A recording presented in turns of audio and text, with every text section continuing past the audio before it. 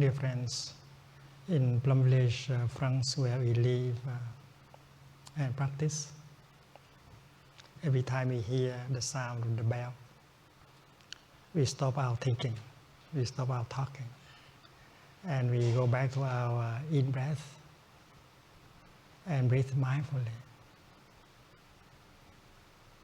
And at least 3 times, in,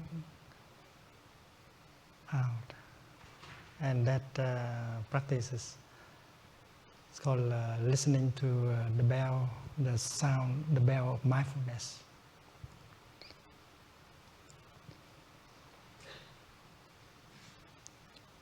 When you hear the bell, you naturally stop your thinking. It has become a habit. You naturally stop your thinking and you focus your attention on your in-breath and you enjoy breathing in. And when you breathe in mindfully like that, you bring your mind home to your body and you become fully alive in the here and the now. It takes only 3 seconds in order to bring the mind home to the body and establish ourselves in the here and the now. And when you are well established in the here and the now, you can get in touch with life. First of all, your body, your feelings, your perceptions, your mental formations, your consciousness. And you get in touch with the wonders of life around you.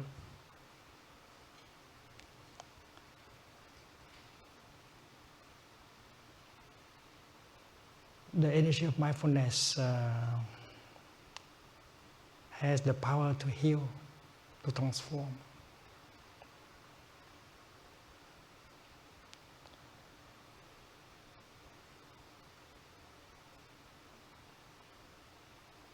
When you love someone,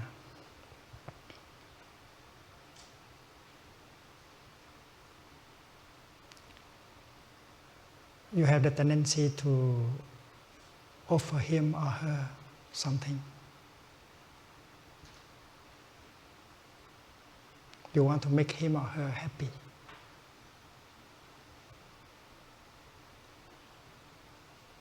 And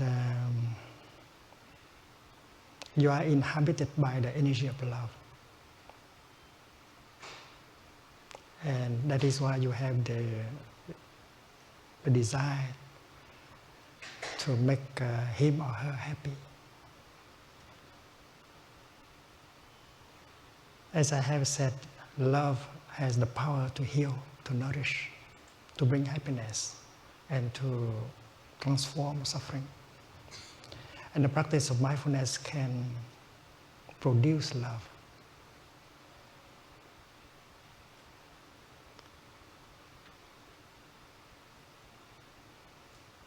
The true elements of true love can be produced by the practice of mindfulness. And when you have that love in you, you are alive, you are peaceful, you are happy, and you can make the other person happy.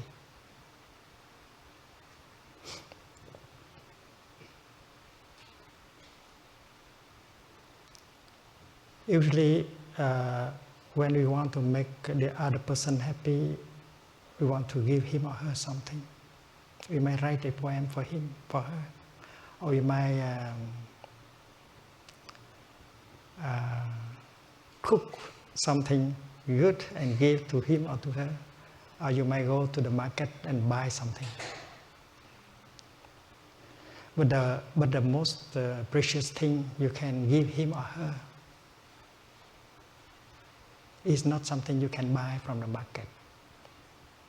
It's not something that you can buy with money. It's your true presence. You have to be there for him and for her, if you truly love him or her. And in order to be there, you need the practice of mindfulness.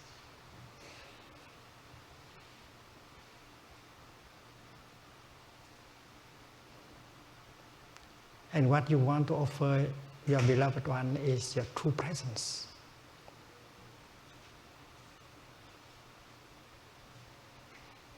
How can you love if you are not there?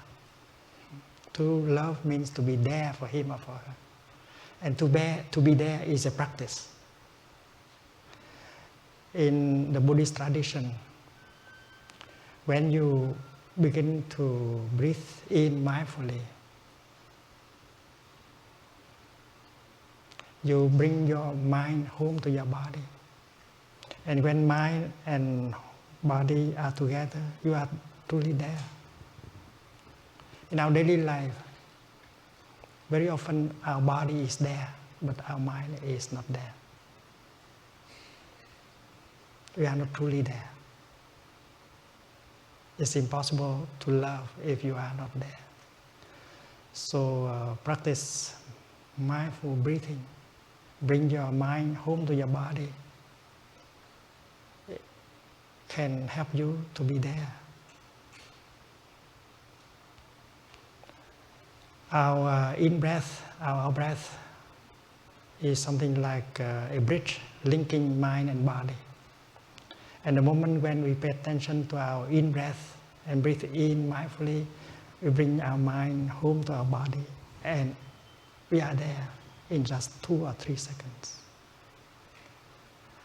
And you can go to your beloved one, looking in his eyes or her eyes, and you can say, "Darling, I'm here for you." Your presence is the most precious gift that you can make to your beloved one.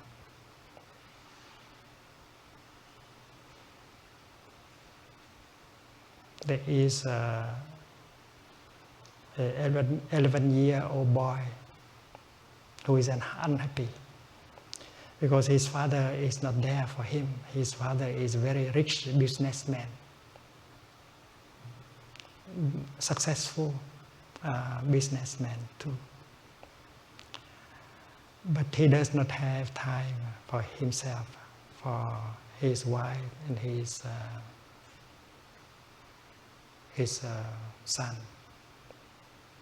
That day he said, "My son, tomorrow will be your birthday, right? Do you want anything? I will buy it for you." The young man did not know how to answer. He did not need anything. His father can afford to buy anything he wanted, but he did not need anything. He needed one thing, the presence of his father. From time to time, his father is there at home, but his mind is not with his body. So the young man has the impression that he does not really have a father. So after some reflection, he said, "Daddy, it's you that I want." And if the father knows the practice of mindful breathing, he will begin to breathe in mindfully, and it takes only 3 seconds for him to be there, body and mind together. And looking into the eyes of his son, he said, "Darling, I'm here for you." It's very easy. Everyone can do that. To me, to love means to be there for your beloved one.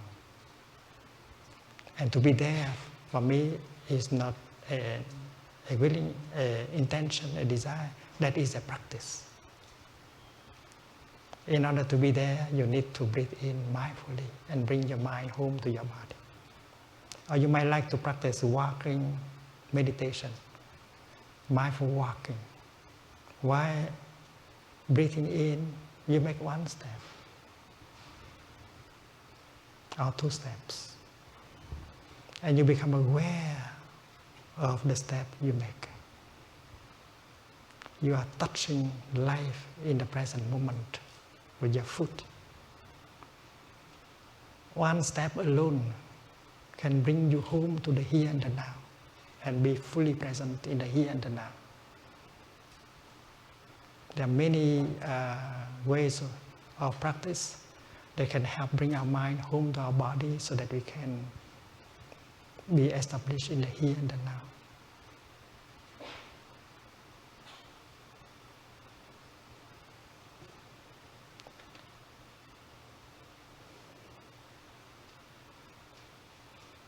When you breathe in mindfully and look at a flower like this one,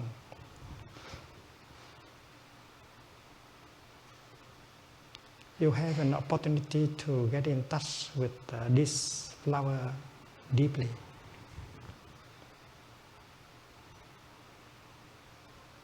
We are mindful that the flower is there.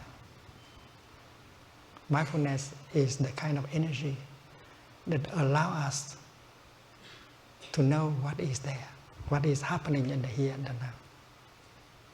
When you practice mindful breathing, the object of your mindfulness is your in-breath.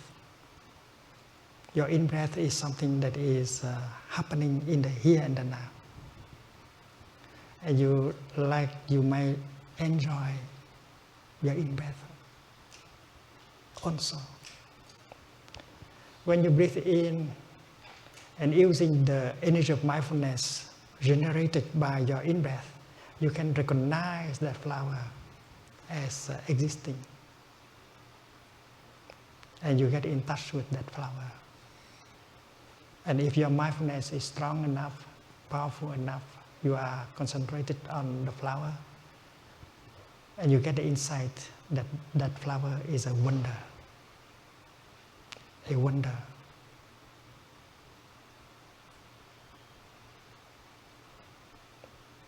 And you may see that the flower belongs to the kingdom of God or the pure land of the Buddha.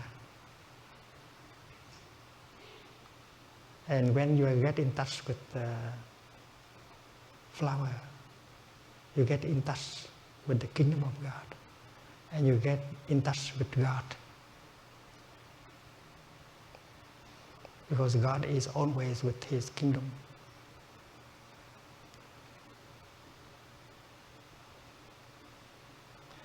And you may get the insight that the kingdom of God is available in the here and the now. You don't have to go and look for it in the future or somewhere else. You don't need to die in order to go to the kingdom. In fact, you have to be very alive in order to do so. And to be alive, to be fully present in the here and the now, you need only to breathe in mindfully. And it takes 2 or 3 seconds. So the kingdom of God is available to you because you have the power, the capacity of being mindful. And the insight you get is the kingdom is available in the here and the now. And you would like to make yourself available to the kingdom. And to make yourself available to the kingdom, that can be done very quickly. Just breathe in mindfully, or making a step mindfully. And then when you practice breathing in, I'm aware of my body.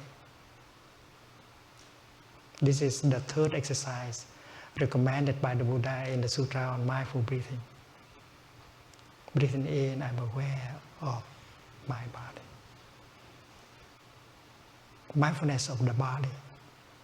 You know that your body is there. And while breathing in like that, you bring your mind home to your body. And there you are, alive, present. And you might discover that your body also belongs to the kingdom of God. Your body, like that flower, is a wonder. And you can touch the kingdom of God also in your body. You don't have to go far and in the future in order to get in touch with the kingdom of God.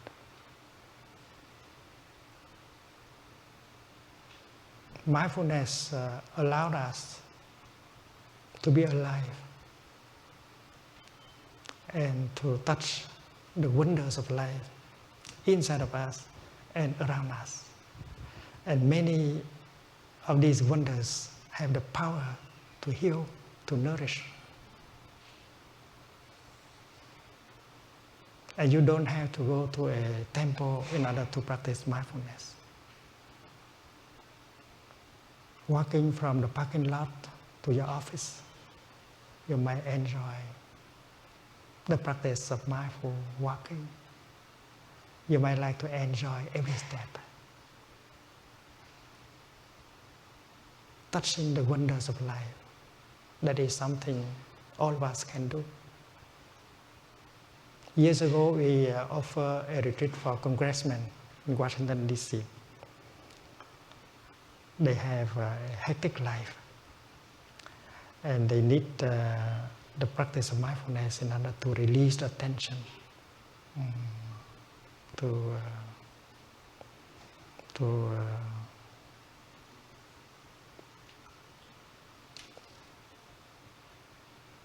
relax and to be in touch with life.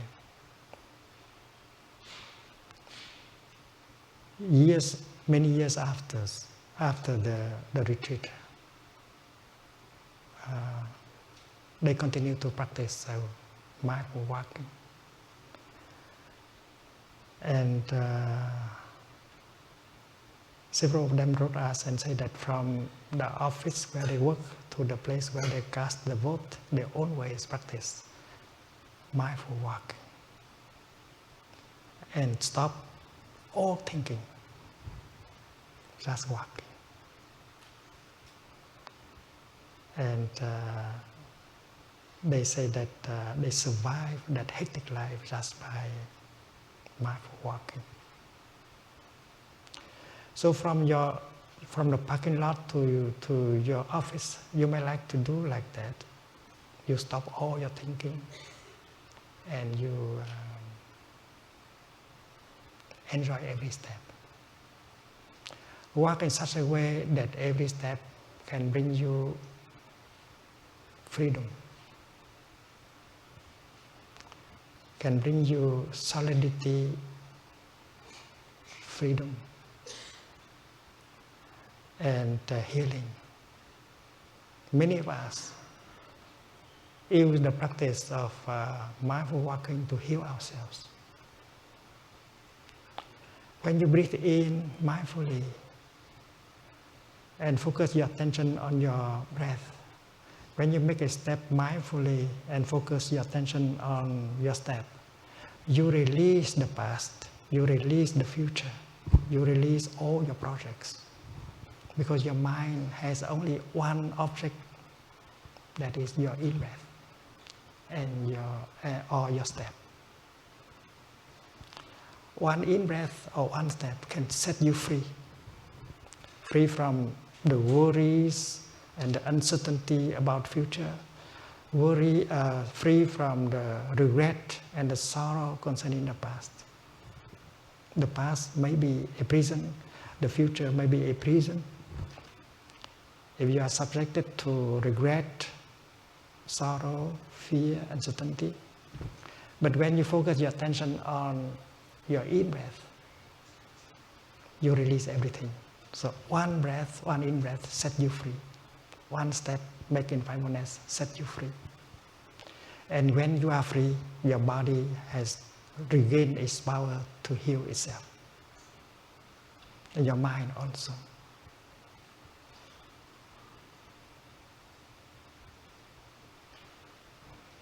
I have said in the beginning that when you love someone, you would like to offer him or her the best thing you have. The best thing, the most precious thing you have is your presence. But your presence may have a higher quality. You are fresh, you are free, you are solid, you are happy. And the practice of mindfulness help you to retain your freshness, to cultivate more peace, more solidity. There is a practice for children called pebble meditation. There are 4 pebbles, and the children practice like this. The first pebble represents a flower. Breathing in, I see myself as a flower.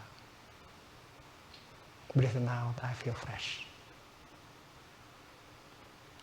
The human being is a kind of flower.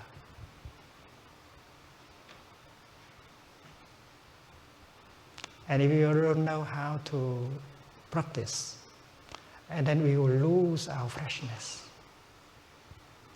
And we do not have much to offer the person we love. So practicing mindful breathing or walking and restore your freshness, your flowerness, is something possible. Releasing the worries, the fear, the anger, and restore your freshness is something that we can do while sitting or walking. The children practice breathing in, I see myself as a flower. You don't have to imagine yourself as a flower, because the human body, the human being is very beautiful. It is a real flower. Look at the child. Look at her face. Her tiny hand, his tiny foot is a real flower. It's beautiful when the child sleeps. It's beautiful when the child is awake and play. And we are born as flowers. And it is possible for us to preserve our flowerness, our freshness, our beauty. The second pebble, breathing in, I see myself as a mountain.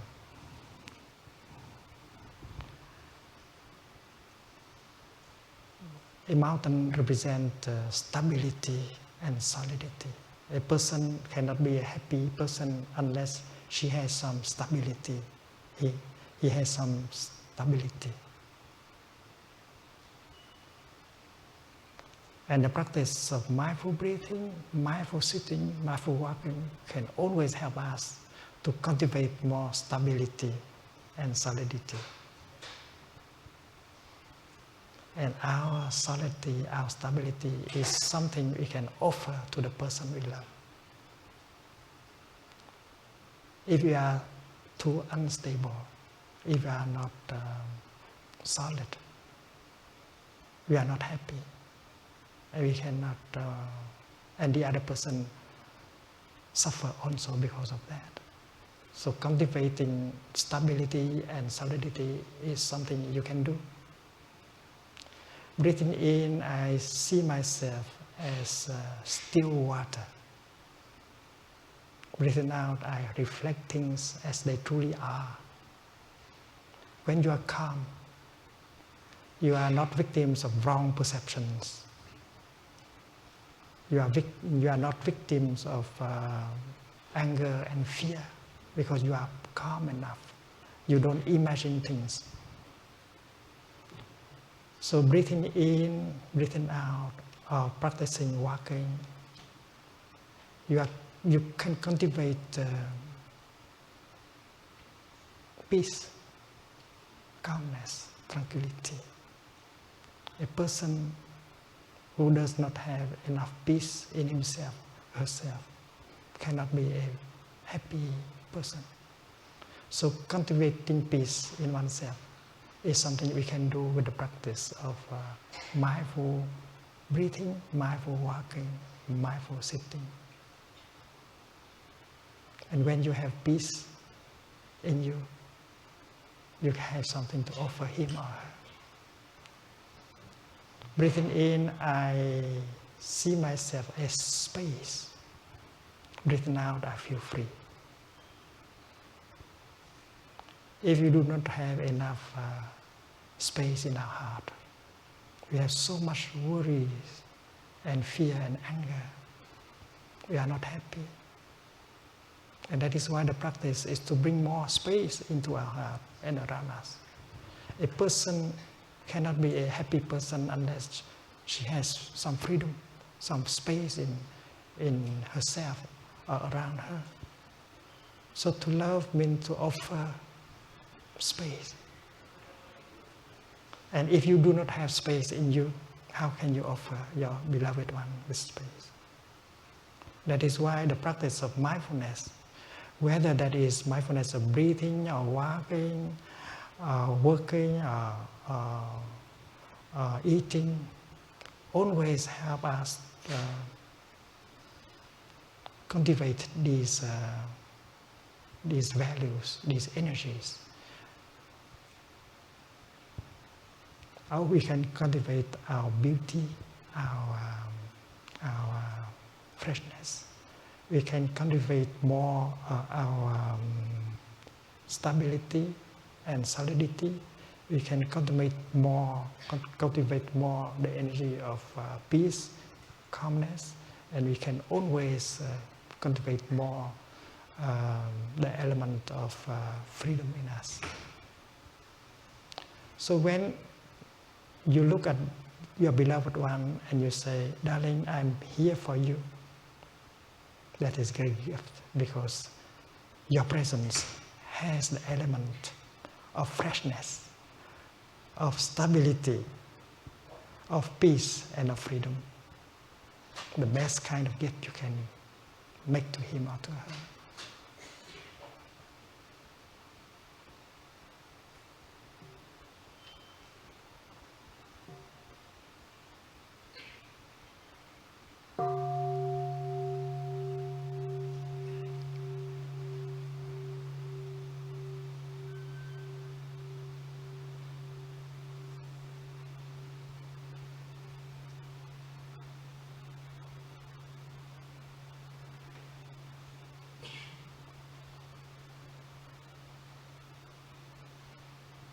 That presence generated by the practice of mindfulness, of breathing or walking, that presence is for you first, for us first, and then for the other person.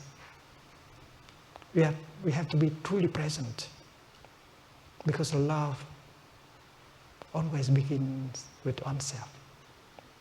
If you are not capable of loving yourself, of taking care of yourself, you will not have the capacity to love the other person and take good care of him or her. And that is why loving oneself is the foundation for loving the other person. And there are practices that everyone can do in order to care for oneself, in order for us to be able to care for the other person and for the world.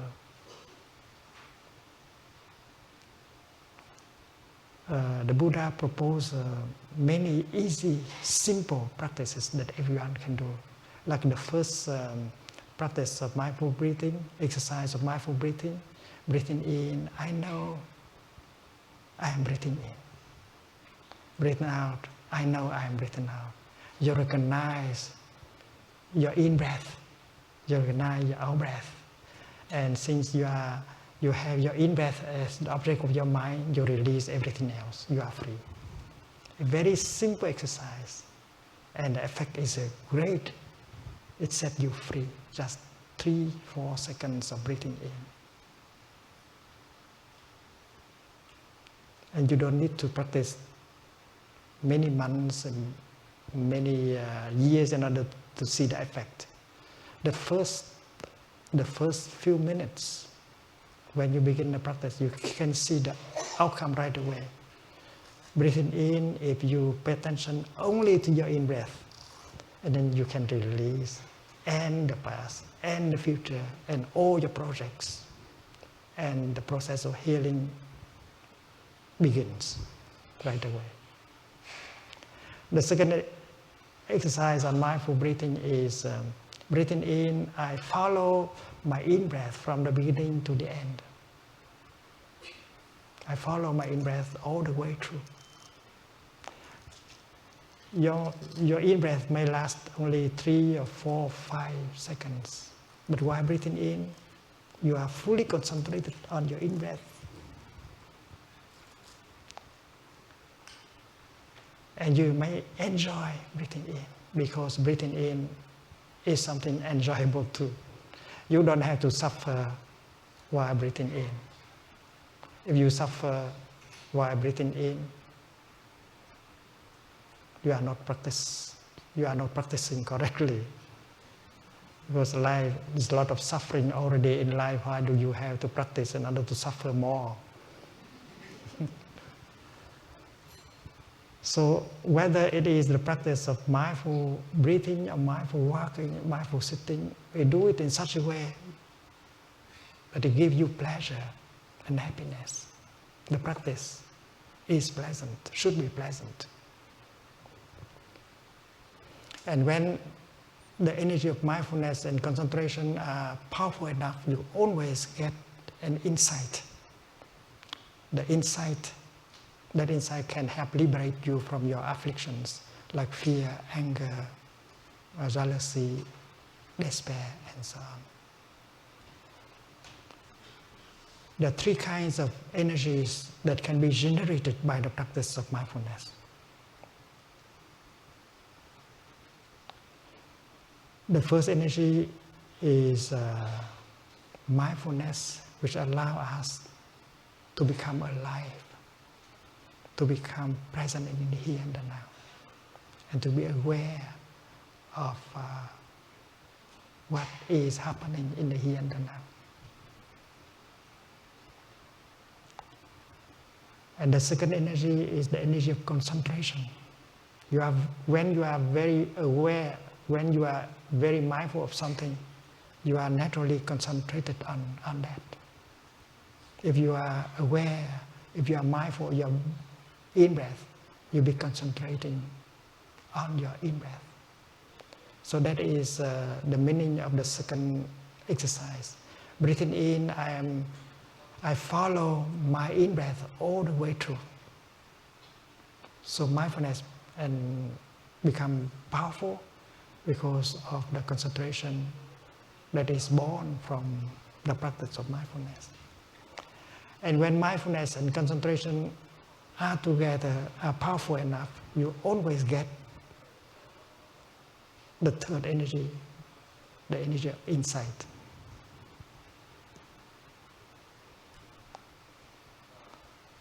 Insight, in this case, does not come from thinking, but from mindfulness. And during the time of practicing mindfulness and concentration, you don't need to think. You might like to stop the thinking altogether.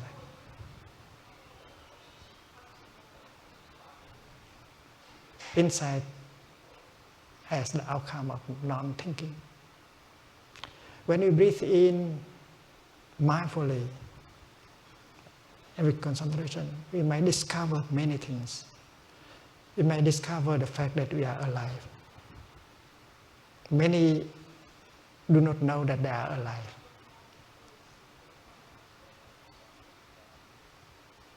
They are there, but they are not alive because that they do not have mindfulness. So there is a very simple exercise. Breathing in mindfully, I feel alive. And this is the truth. If someone is not alive, she cannot breathe in anymore. So breathing in mindfully, you get the insight that you are alive. And to be alive is the most wonderful thing. It is a miracle. It is the greatest of all miracles to be alive. And just 2 or 3 seconds breathing in can bring you that insight that you are alive, and you touch the miracle of being alive. And when you breathe out, you can celebrate the fact that you are alive. So happiness is possible, joy is possible just by one in-breath and one out-breath. And it's nourishing and healing.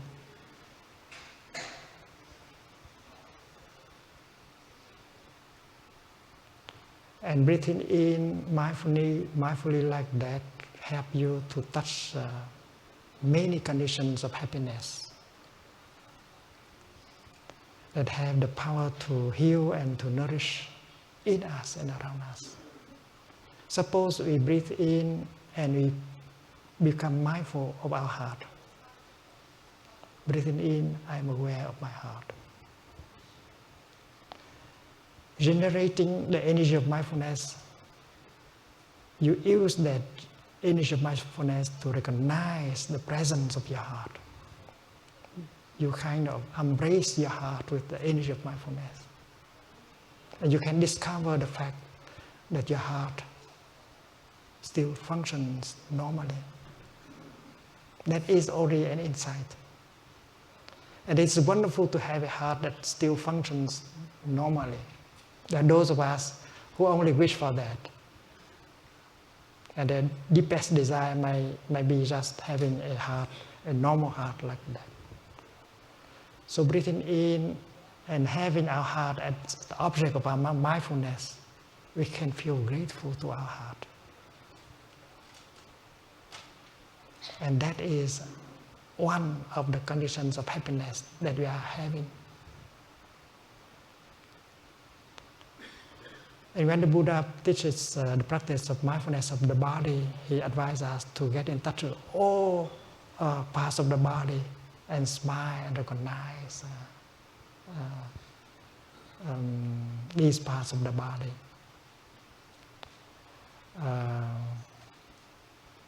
There is an exercise of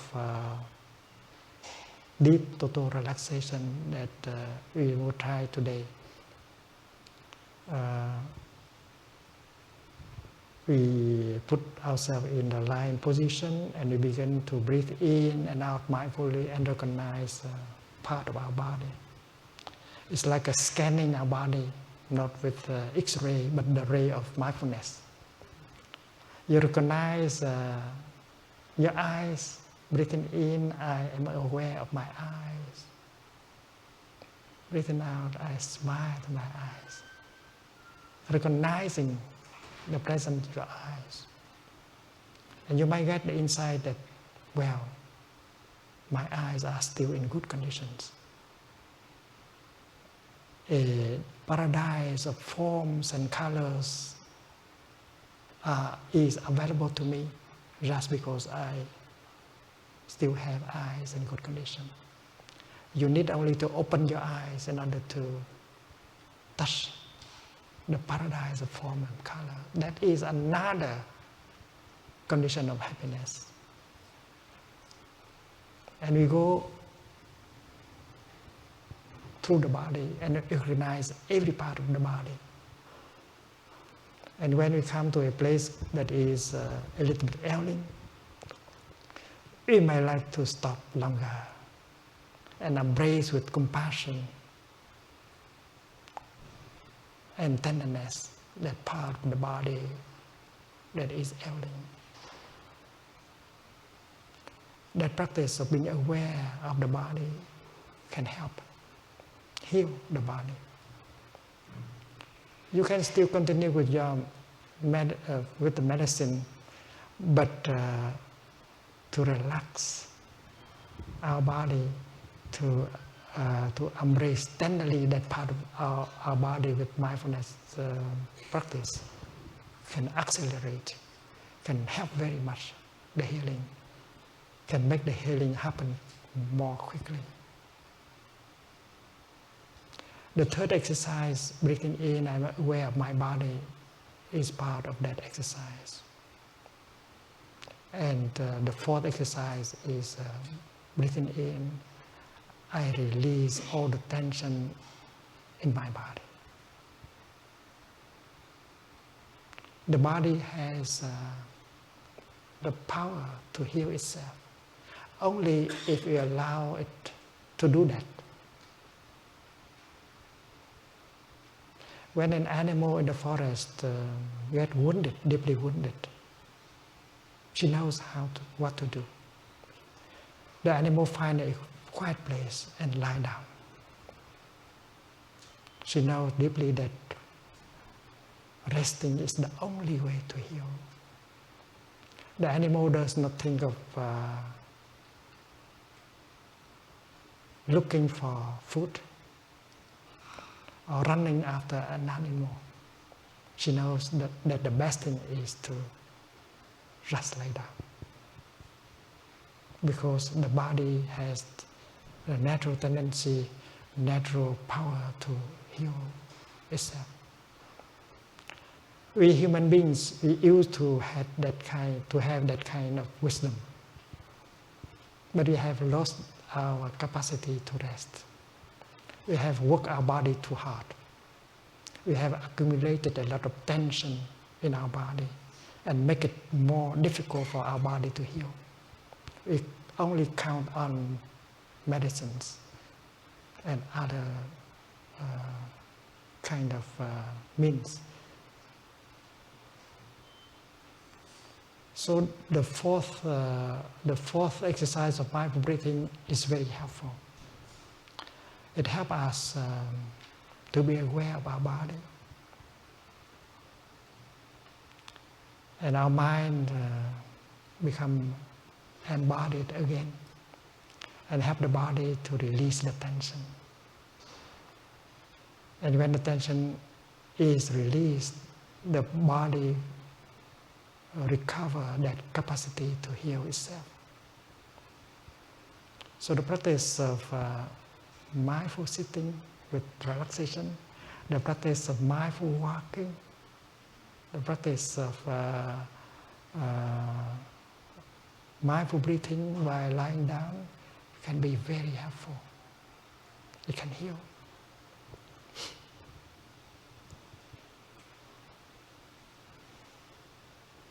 And we do not have to set aside time in order to do that. Just as I said, walking from the parking lot to the office, you have a time to practice, releasing the tension and enjoying every step and every breath and touching the kingdom of God around you and inside of you. The only thing that is that there should be someone to remind you to do it. You might understand it perfectly, but you don't do it. We live as a community. Our root practice center is in France, but in North America we have Deer Park Monastery in Southern California, Escondido. And we have the Blue Cliff Practice Center in the state of New York. And we live as a fourfold Sangha, monks, nuns, and lay practitioners. And we practice together and we remind of each other to practice. When you listen to the bell, well, hundreds of us listen to the bell together. When we sit together and walk together, we do that together. And breathing together, walking together, sitting together, we generate a very powerful collective energy of mindfulness, concentration, and compassion. And that helps heal us. When you find yourself in an environment filled with that kind of energy, peace, mindfulness, compassion, you get the healing very easily and quickly. I think a corporation can organize also as a practice community. There are times when you can sit together, can breathe together, can walk together, release the tension together, and then together we can generate that kind of collective energy that is very nourishing and healing. Our retreats of mindfulness are always attended by teenagers and children. And there are practitioners who bring their babies. Although the babies do not understand the Dharma talk, but if they find themselves in an environment that is so peaceful, so compassionate, they get the nourishment. They feel it. So everyone can profit from the practice. In a practice center, when you need to move from one place to another place, you always apply the techniques of mindful walking. No matter how short or how long the distance is. The practice is to arrive in the here and the now with every step. And touch in the wonders of life with every step. And while we walk, we do not talk. And we do not think.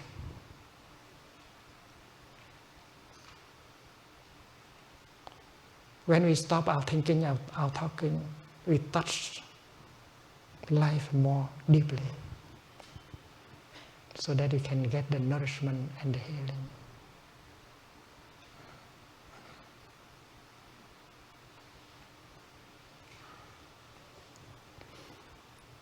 And let us enjoy breathing together.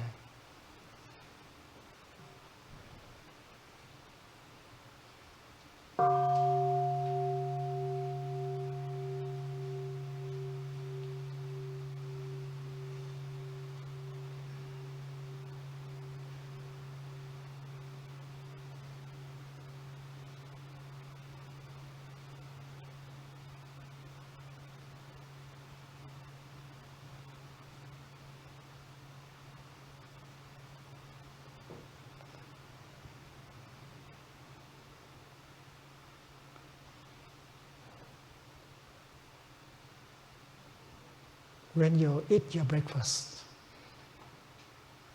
you have a chance to practice mindfulness of eating. You don't have to think about your projects, your work. Every moment of breakfast is an opportunity for us to get in touch with the wonders of life.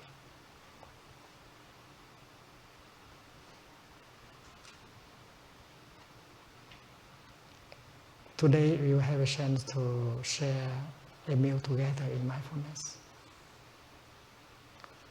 Holding a piece of bread, you might like to stop your thinking and look deeply into the piece of bread. Mindfully,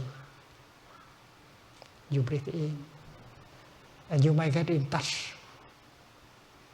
with the fact that the piece of bread that you are holding contains the whole universe. There is the sunshine that help the wheat to grow. There is the cloud that provide rain for the wheat to grow. The earth is in there. Time, space, and everything of the cosmos has come together in order to have produced that piece of bread.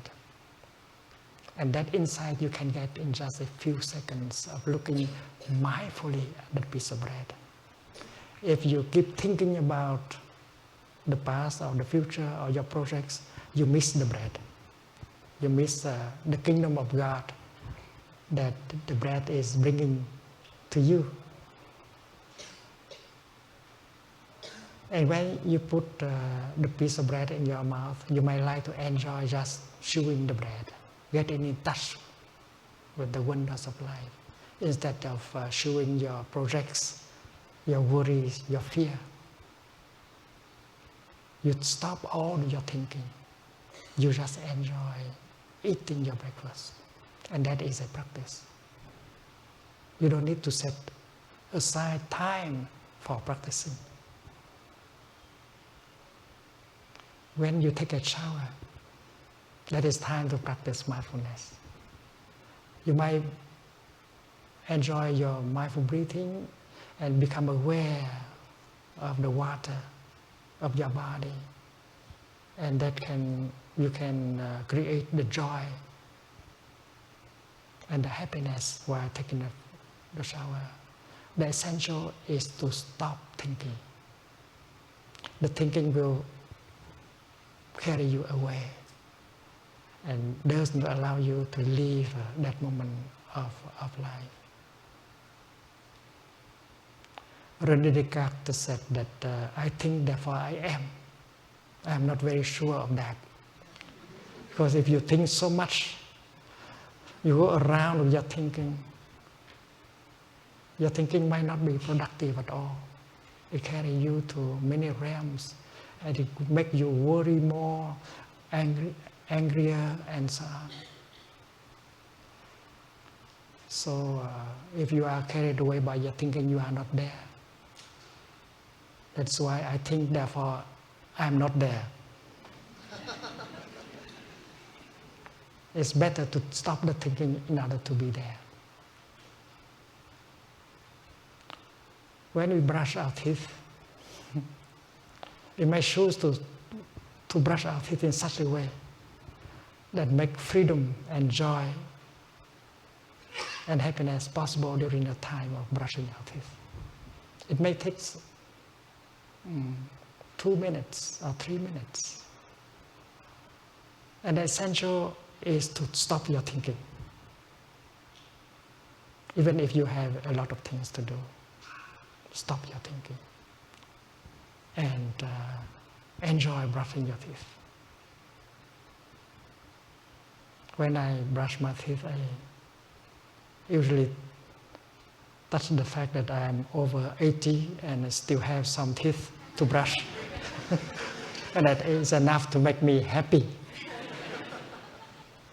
Brush your teeth in such a way that freedom is possible.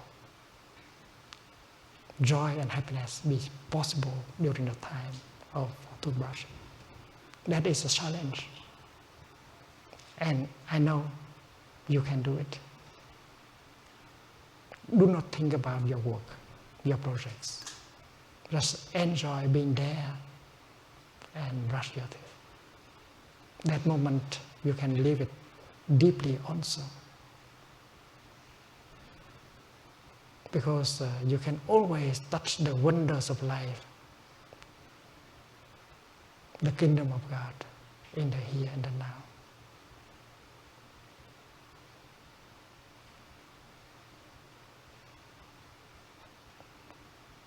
We used to distinguish between time for work and free time. Let us change our way of thinking. Suppose you have some free time, and if you do not know how to make use of your free time, your time is not truly free. If you could keep thinking and worrying, that time does not make you happy.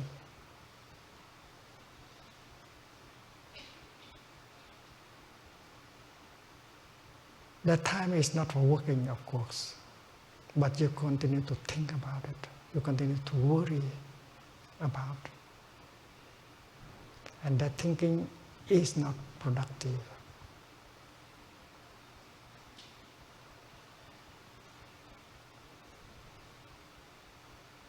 It's very important to learn how to release and to be fully in the moment.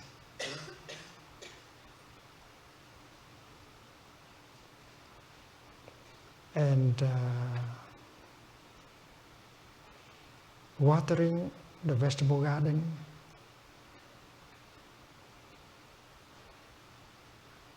in the backyard, you may like to be fully present with that. cooking breakfast. You might like to make breakfast cooking into a session of meditation. You can enjoy every minute of breakfast making. You don't try to do it quickly in order to have breakfast. Or doing the dishes. You can enjoy deeply every second of doing dishes. You don't have to try to finish quickly in order to do other things. We have the tendency to rush, to finish quickly with what we are doing. It has become a habit.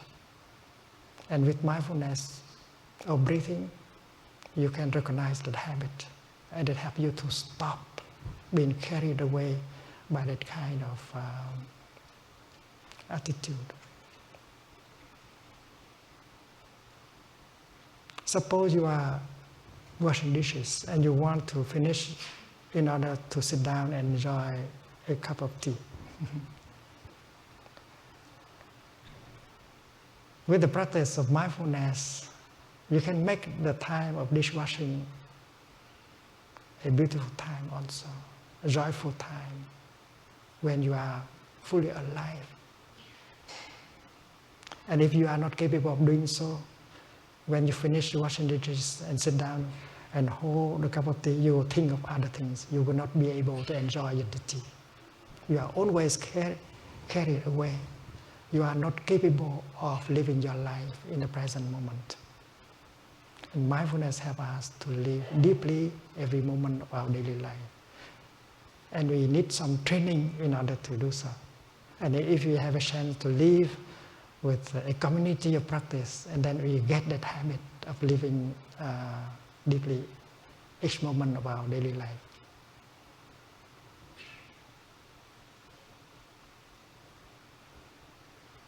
In Buddhist meditation, we know that insight is the factor that can help us transform afflictions like anger, fear, despair. Insight is the kind of energy that can liberate us. And we know that insight is not the outcome of thinking. We have the thinking mind, but our consciousness is more than the thinking mind. In Buddhism, we speak of store consciousness. And that is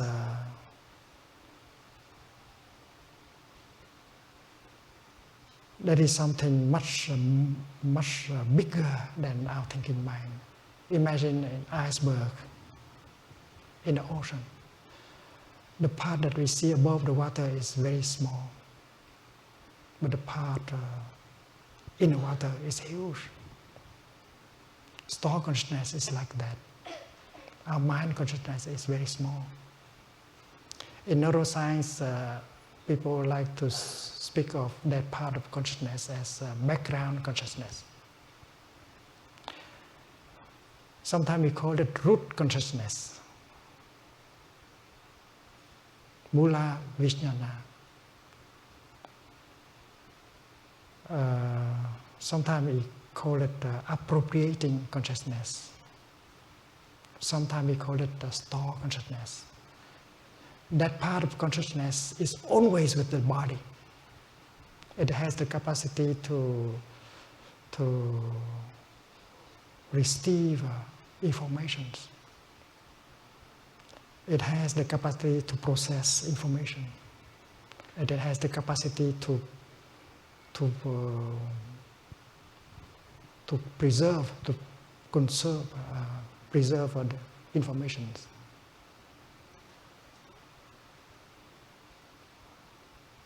And mind consciousness is the upper level of consciousness. Mind consciousness sometimes can stop operating, like in the case you sleep without dream. your mind consciousness stop completely. If you do not have dream in your sleep, there is a kind of meditation, concentration called no perception meditation. And when the practitioner go into that meditation, his mind consciousness stop operating also. And we talk about realm of life where there is no mind consciousness, there's only store consciousness. Suppose we look at a tree, we know that somehow there is consciousness in the tree, because the tree knows how to gather information, to process information, to get the nourishment, to react, to survive. Consciousness is in the tree, but the tree does not seem to have doing a lot of thinking. There's a Vietnamese poet who said that, well, next life I would like to be a pine tree, so that I don't have to think. To think make me suffer too much.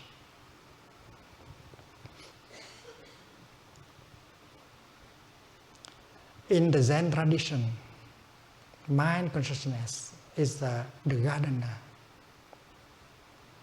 and store consciousness is the land, is the garden. The gardener can prepare the land, plant the seed, water the seed. But it is store consciousness, it's the land that can produce the flower and the fruit of enlightenment. So practicing meditation, we don't count on mind consciousness alone. We count mostly on store consciousness.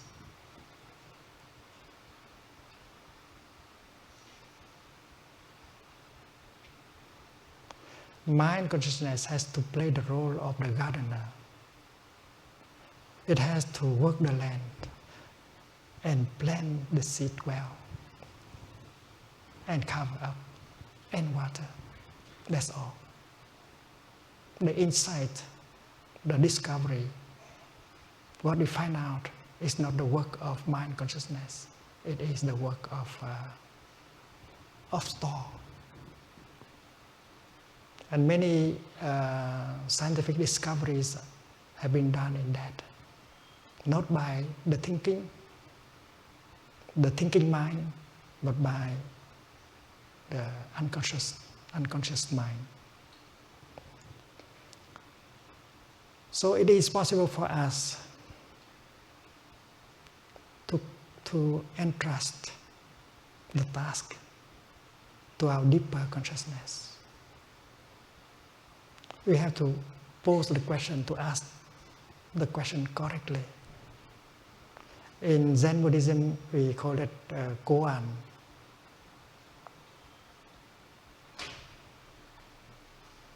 Suppose the teacher give you the koan, everything come home to the one, where the one will go, have to go.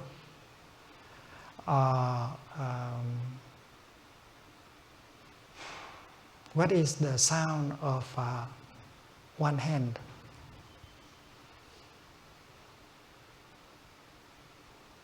All these are devices. It's kind of question that we entrust to store consciousness.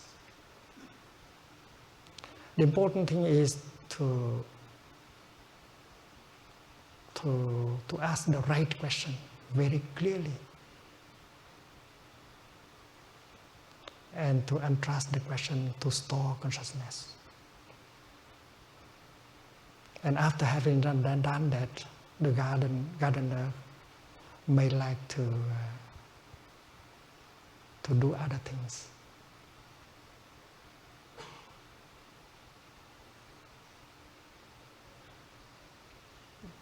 There is a Buddhist scholar in America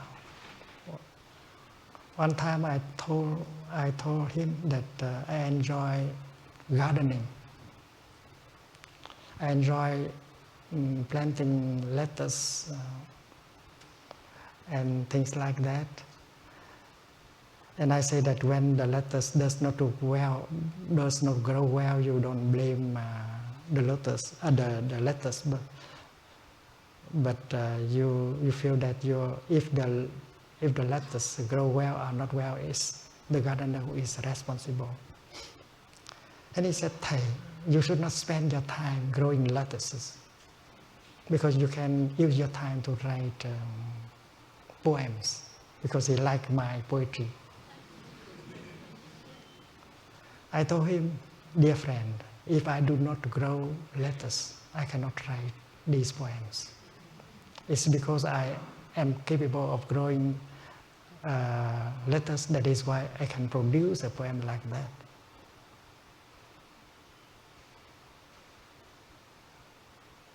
So washing your dishes, enjoying washing dishes, stop the thinking and get the pleasure in washing the dishes, is a way to support store consciousness, to bring about the insight. Brushing your teeth mindfully and enjoy brushing your teeth. Do not think about your project. Do not try to find the solution with your thinking mind. And that is the practice.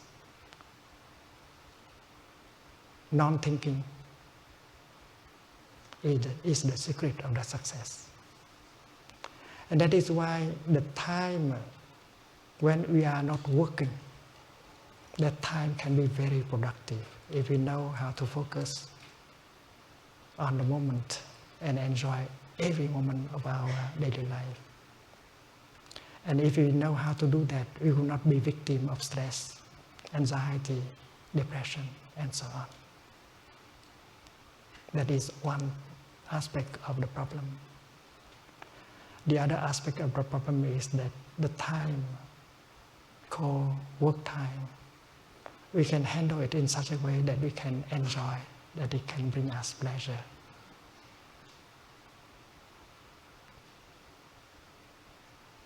There is a way not to be under pressure. There is a way in order to enjoy really what you are doing as work.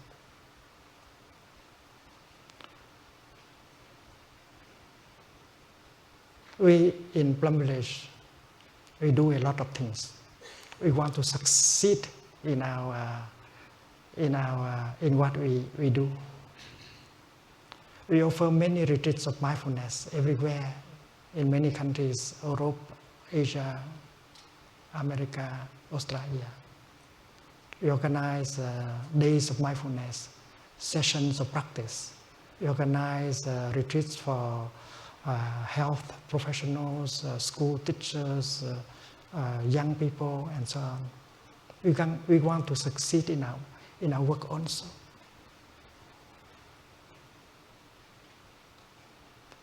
But we learn how to do the work in such a way that we will not be victim of pressure and stress.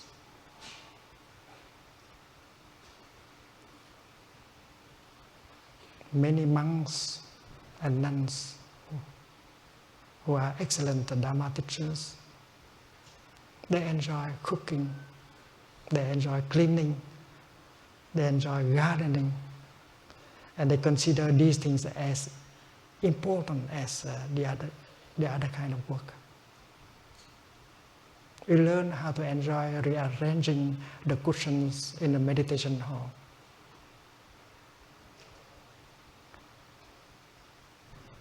We enjoy growing vegetables.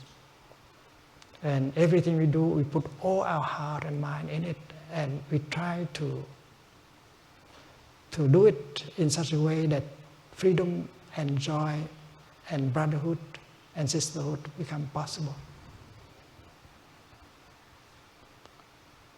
There are times when we sit together in a meeting, but we don't talk about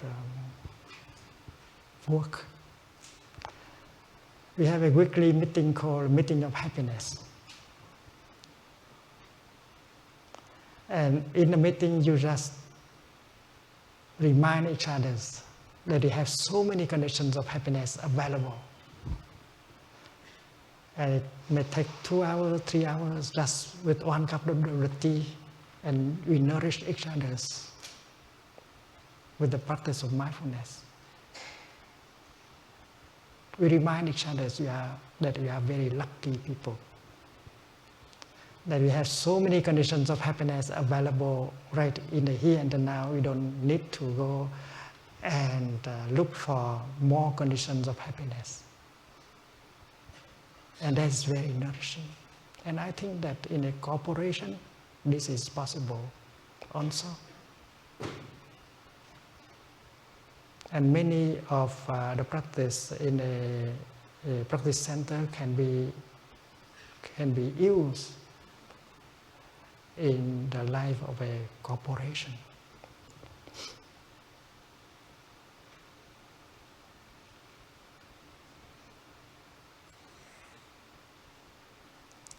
Every time we organize a retreat, 6 days or 7 days, we see many people transform. The practice is simple enough for everyone to do.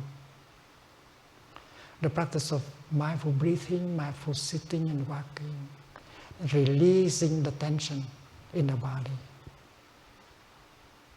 Everyone can do. And when you are able to reduce the tension in your body, to release the tension in your body, you also can reduce the amount of pain in your body, including chronic pain. Because pain and tension, they go together. If you can release tension, you can reduce the pain. And the basic practice of mindful breathing, to be aware of your body and to release the tension in your body, you can do it several times a day. Many of our brothers and sisters program a bell of mindfulness in the computer. And every 15 minutes, the bell reminds us to stop and to enjoy breathing in and breathing out. The bell of mindfulness.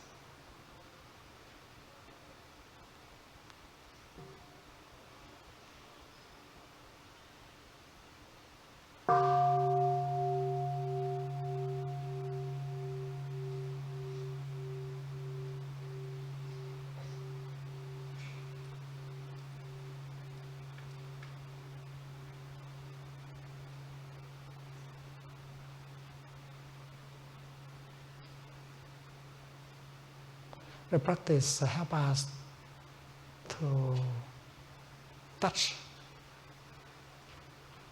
the conditions of happiness in the here and the now, so that we can generate a feeling of joy at any moment we want. And that is not too difficult. If you go back to your body, if you bring your mind home to your body, and establish yourself in the here and now, you will realize that conditions for your happiness are more than enough. And happiness is possible right in the here and the now.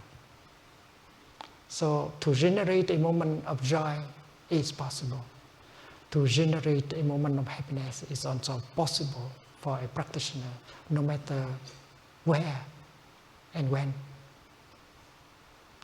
And the practice of mindfulness also helps us to recognize a painful feeling, a painful emotion when they manifest.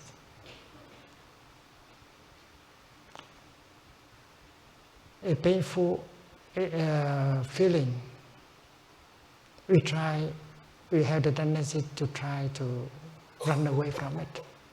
We want to cover it up by consumption. If we listen to music, if we read magazines, if we eat Maybe it's not because these things are very bring us a lot of happiness, but because we don't want to get in touch with the suffering. We want to cover it up with consumptions. Obesity is the outcome of that. You have the feeling of loneliness, despair, anger, worries in you, and you don't know how to handle. And that's why you want to forget to run away. And one of the ways is to just consume. So music, magazines, food are there in order to help you to cover up your suffering. You do not solve the problem. But the practice consists in going home and take good care of that pain. Breathing in, I'm aware of the painful feeling in me. There is the energy of pain, of course. But as a practitioner, you generate the energy of mindfulness and concentration. And with the second energy, you recognize the first energy. Hello there, my little pain. I know you are there. I will take good care of you. So like a mother holding her baby when the baby suffers, the practitioner generates the energy of mindfulness and concentration and go home and take care of the painful feeling or the painful emotion in him or in her and get a relief. So many young people who are not capable of handling a strong emotion. And they believe that the only way to stop suffering is to go and kill themselves. That is why so many young people commit suicide everywhere. But we know very well that an emotion, whether it is strong, however strong it is only an emotion. And we are much more than an emotion. We don't have to, an emotion that is something that come and stay for some time and finally you have to go away. Why do we have to die because of just one emotion? That is what you can remind yourself when an emotion manifests in you. And if you know the practice of mindful breathing, mindful walking, generating the energy of mindfulness, you can very well recognize and embrace that emotion. And you are safe. An emotion is like a storm coming, and there are ways in order to stand and not to allow the storm to blow you away. The practice of deep breathing in a position of sitting or lying down. Focus your attention on the rise and fall of your abdomen. And just that, stop all the thinking. Because the more you think, the emotion, the stronger the emotion can become. Stopping the thinking. Bring your mind down to the level of the navel. And breathe in deeply and become aware of the rise and fall of your abdomen. And stay in that position and continue. And your emotion could not be able to do anything to you.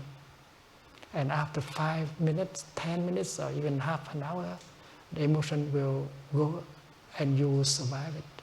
And next time you say that next time when it comes, you do just that. It's easy enough. We should train ourselves only a few times. And every day, if we know how to do it for a few minutes, and then after a few weeks, it will become a habit. And when the emotion manifests, you will remember to practice. And you are no longer afraid of an emotion. So when the baby suffers, the mother should be there in order to pick up the baby and hold the baby tenderly. The mother does not know what is the cause of the suffering of the baby, but the fact that she is holding the baby tenderly can already make the baby suffer less, because the energy of tenderness begin to penetrate into the baby, that bring a relief. And after having hold the child for a few minutes, the mother might find out what is wrong with the baby, and she can change the situation easily. The same is true with the practitioner. In the beginning, she does not know what is the root of that pain, that emotion. But the fact that she is able to hold it tenderly without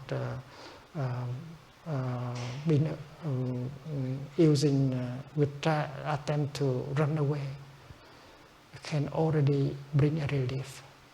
And with a little more of concentration and mindfulness, we can discover the nature, the roots of our emotion, and that will help transform the emotion and the pain. And if adult, father, mother, school teachers know how to do that, they will teach the young people how to do it. It's easy enough to learn. And therefore, a practitioner of mindfulness is capable of releasing the tension in her body, reduce the pain in his body, generate a feeling of joy whenever he wants, generate a feeling of happiness whenever she wants, recognize and embrace a painful feeling, recognize and embrace a painful emotion. All these things can be learned. We hope that in the future this kind of practice can be taught in school at every level. We are trying to do that. We have met with school teachers in many countries, and they all agree that this is something they must learn and bring into the classroom and help the young people.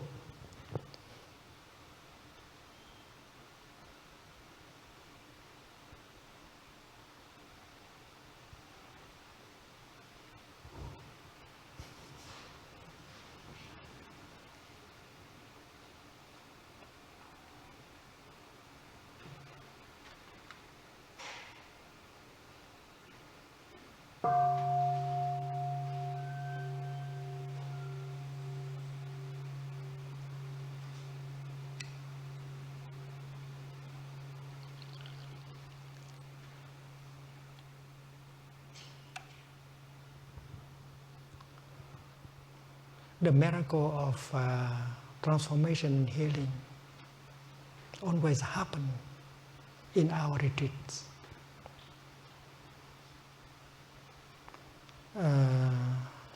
During this North American tour, we have offered a retreat in Vancouver for 800 people. After that, another retreat for more than 900 in Colorado.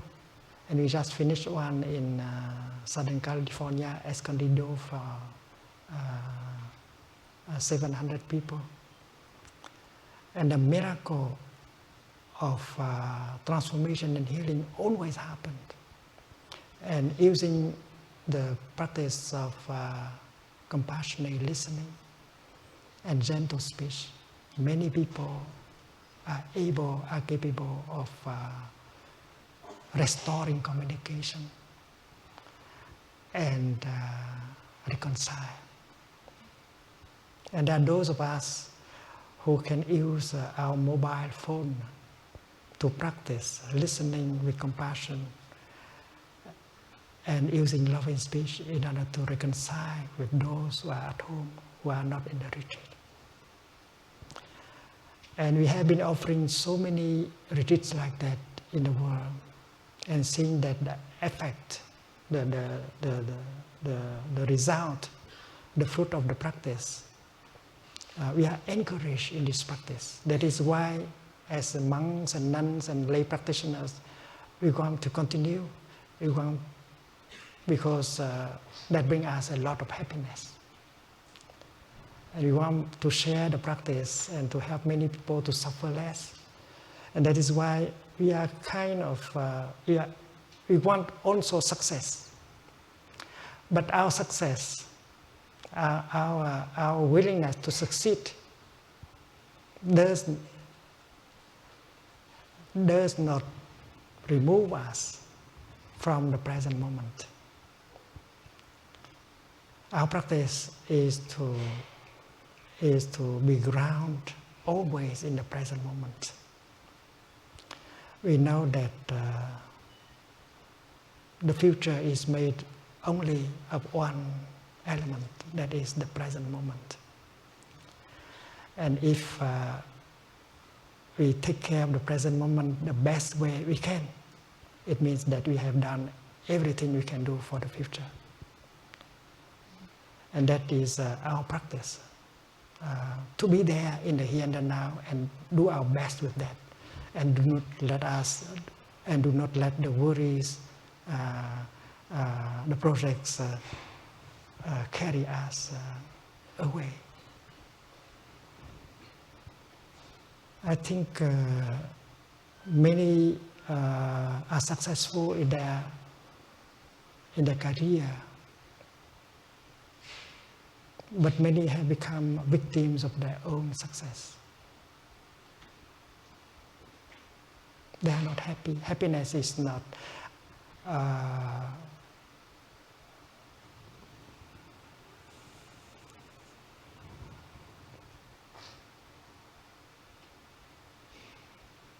the aim of when we do something we want to succeed. But is that worthwhile to continue if that success does not bring happiness?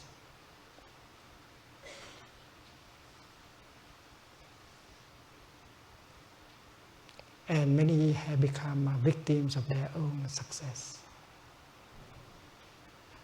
And although they succeed in their enterprise, but happiness is not there. They have no time to love, to live their life. They have no time for themselves. They have no time for their beloved one. I know a successful businessman in Germany. His name is Frederick. He's only 40. He's a very successful businessman, but his wife, Laura, suffered very deeply because of loneliness, because Frederick did not have the time, even for himself, and for her, and for their son. She tried to suffer less by doing humanitarian work. She tried to forget her loneliness by going to school and get another degree. But that did not help. And she cried during the night. And he said that, darling, no one can replace me now. I have to wait 3-4 years before I can find someone to replace me, and then we will have more time for ourselves and for our son. For the moment, no one can replace me. And that promise was never been fulfilled, because 6 months later he got killed in an accident. Car accident. He was so busy that when his wife was hospitalized, he could not have the time to go to the hospital.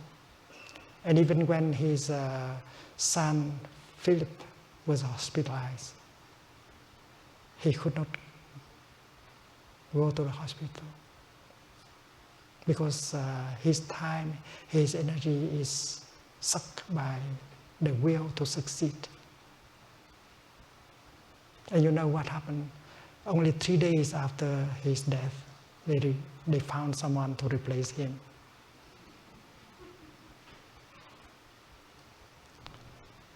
And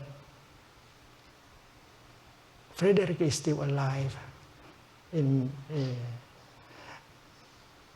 are many Frederick are among us, and many Laura are among us.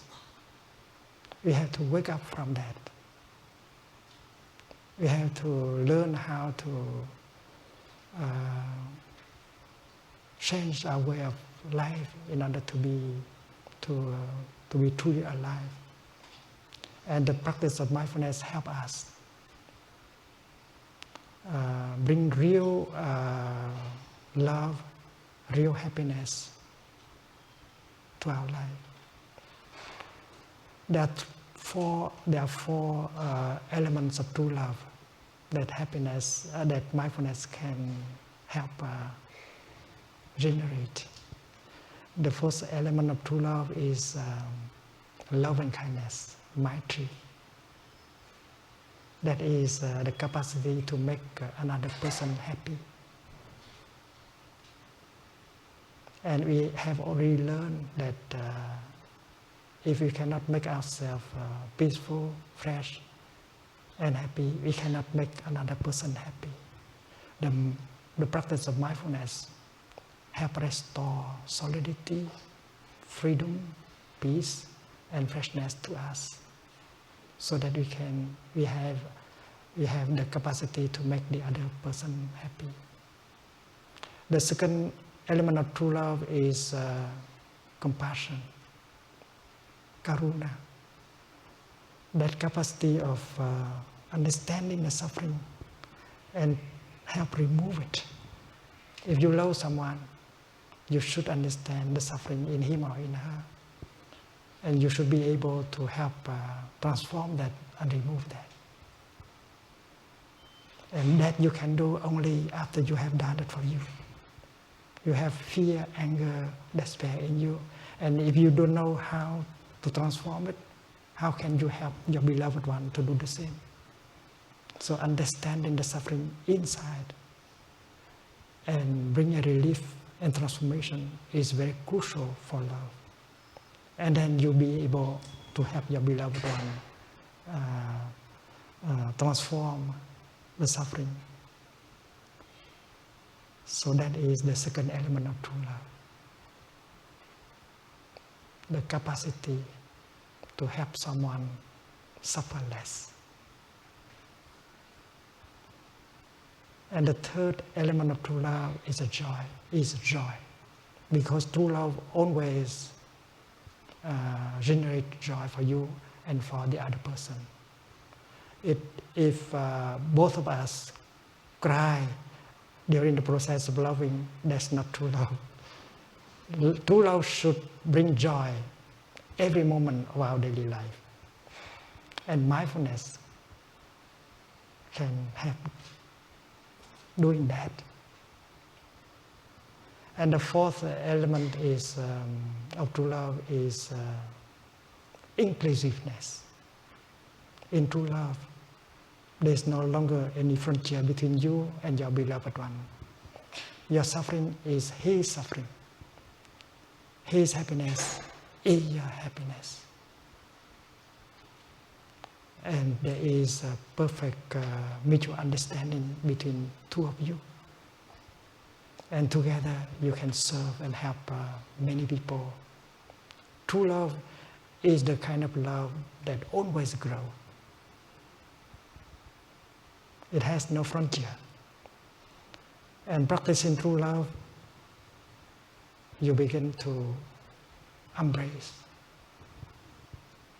everyone, the whole planet, and bring a lot of joy to you. And that is why we have to know where we go. If love is our destination And then we have to sacrifice other things that is not love, like fame, wealth, sensual pleasure, power. Because there are those who have plenty of these things and who suffer very deeply.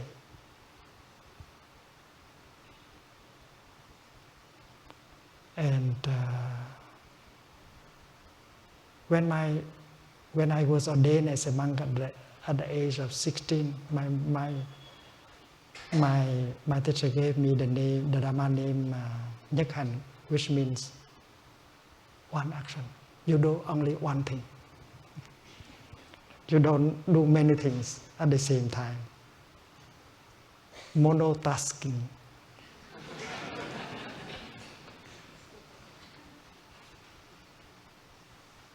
And I try to live according to this teaching.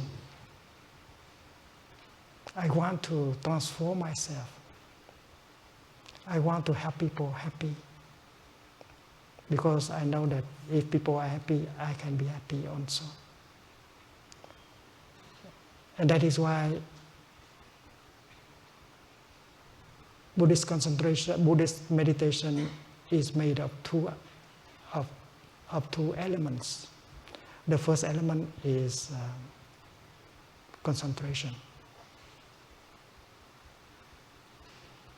You focus your attention just on one thing.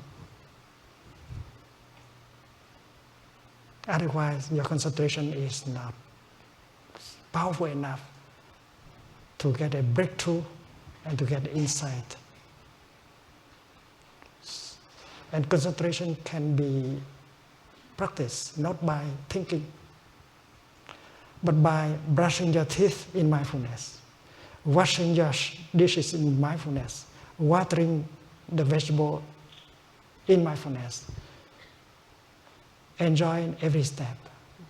That will make the concentration more and more powerful, and your store consciousness will bring you offer the insight that you need. And that is why the first element of Buddhist meditation is samadhi, concentration, and the second is vipassana, means looking deeply. You concentrate on just one thing, and you only look deeply into that one thing, and that is the technique, as the secret of bringing up insight. I think concerning informations, we know that we have the feeling that we are overwhelmed by informations. We don't need that much information. We just need a few. And there are basic informations that we should maintain alive, because there are many things we know, but we never put into practice. So your happiness does not depend on how much information you have, but what kind of information that you have, and how you put into practice that kind of information. And the basic information is that we are alive. Breathing in, I know I am alive. And breathing out, I can touch all wonders of life in me and around me in this moment. And that can cultivate my happiness. That can make me an instrument of love. And I can help, I can love. Well, let us have the rest of our time for a few questions. Thank you.